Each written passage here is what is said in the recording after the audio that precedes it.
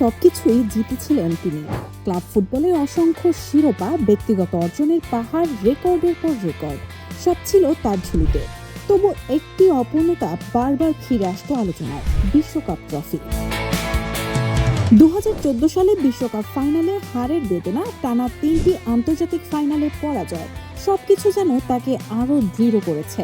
আর সেই অপেক্ষার অবসান ঘটে 2022 সালে কাতার বিশ্বকাপে।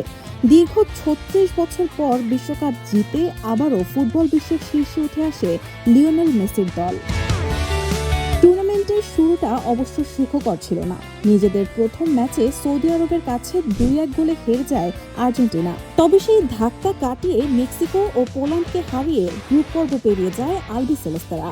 এরপর নকআউট পর্বে অস্ট্রেলিয়া, নেদারল্যান্ডস ও ক্রোয়েশিয়াকে হারিয়ে ফাইনালে পৌঁছে দলটি। ফাইনালে প্রতিপক্ষ ছিল তৎকালীন চ্যাম্পিয়ন ফ্রান্স। রুদ্ধশ্বাস সেই ম্যাচে অতিরিক্ত সময় শেষে স্কোর ছিল 3-3। ট্রাইব্রেকারে 4-2 ব্যবধানে জয় পেয়ে তৃতীয়বারের মতো বিশ্ব চ্যাম্পিয়ন হয় আর্জেন্টিনা। পুরো টুর্নামেন্ট জুড়ে মেসি ছিলেন দুর্দান্ত।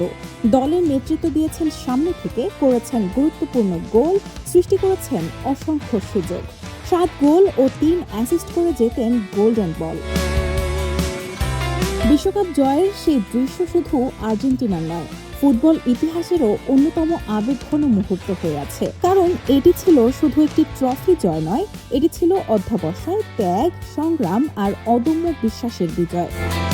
ফুটবলের ইতিহাসে বহু মহান খেলোয়াড় এসেছেন, বহু কিংবদন্তি তৈরি হয়েছে, কিন্তু বিশ্বকাপ হাতে মেসির হাসি যেন এক অসমাপ্ত গল্পের পরিণতি, যে গল্প ছিল প্রতিভা, ব্যর্থতা, প্রত্যাবর্তন এবং শেষ পর্যন্ত এক মহাকাব্যিক সাফল্য।